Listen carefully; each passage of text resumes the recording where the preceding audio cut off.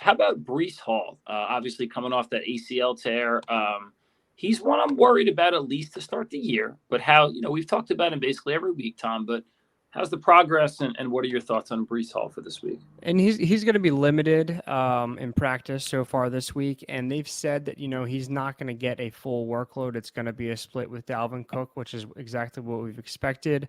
Um, and we know that the data on running backs is not great in that first year after an ACL tear, and specifically in the first game they play after an ACL tear, they see a decline of 43% of their typical fantasy production and 35% decline in their snap percentage compared to pre-injury values. So I would definitely temper your expectations for this week.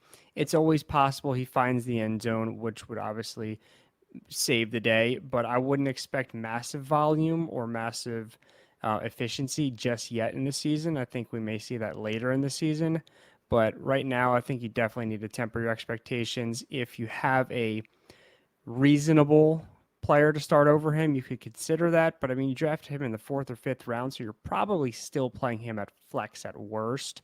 I just wouldn't expect a massive game, but I mean, he can catch the ball, he could fall in the end zone, he could still have an okay performance, I think. Yeah, I think that's really well said. I mean, you said 43%.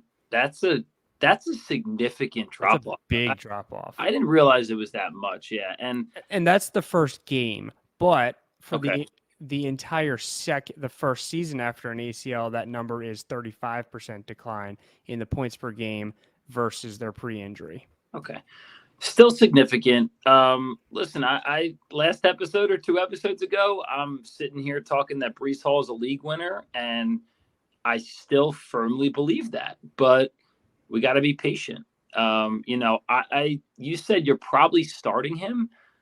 I'm fortunate enough in two leagues that I'm gonna put him on my bench for now. I don't have a crazy option. I forget the other guys, but someone that I think can get me 10 points for sure. I just want to see Brees Hall first. So I'm going to play those guys.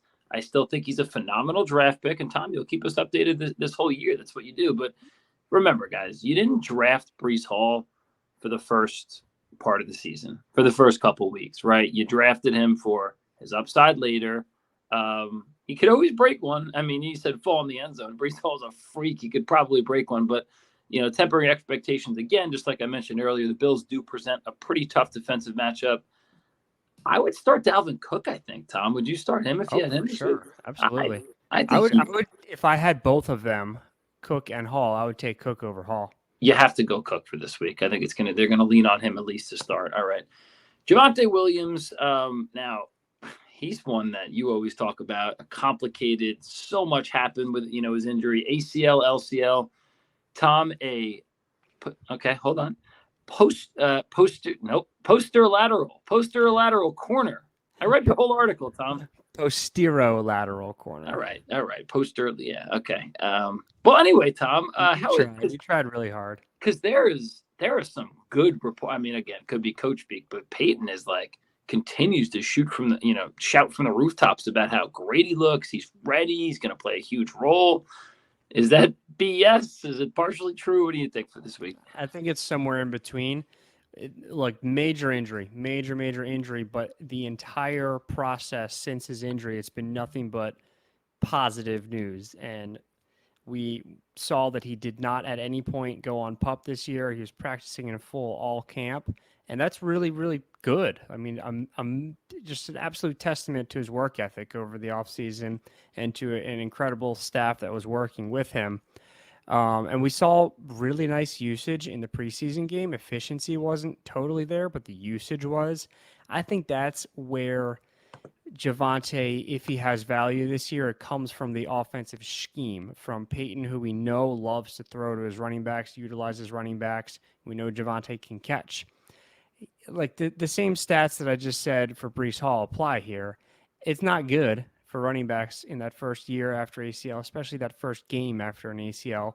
So again, we're definitely tempering our expectations from what we're used to with him, but the situation he's in may make him an RB2 flex. I don't know I guess I would maybe start him as a flex this week. I'd like another at least a week or two to kind of see where he's at. But if I had to, I could start him as a flex. And as far as the season goes, we're probably looking at RB2 flex, but he should get stronger and stronger as the season progresses. Okay. And with that said, too, I think at least for this first week here, maybe a first couple weeks, I think P. Ryan is pretty firmly in. He's not going to give you RB1 numbers, but he could give you solid low end, RB2 numbers. And I'm kind of approaching this the same way as Breece Hall, but for some reason, Tom, I almost feel more confident starting Javonte Williams just because I might be buying into the Sean Payton hype, but like you said, he's going to get stronger as the year goes on.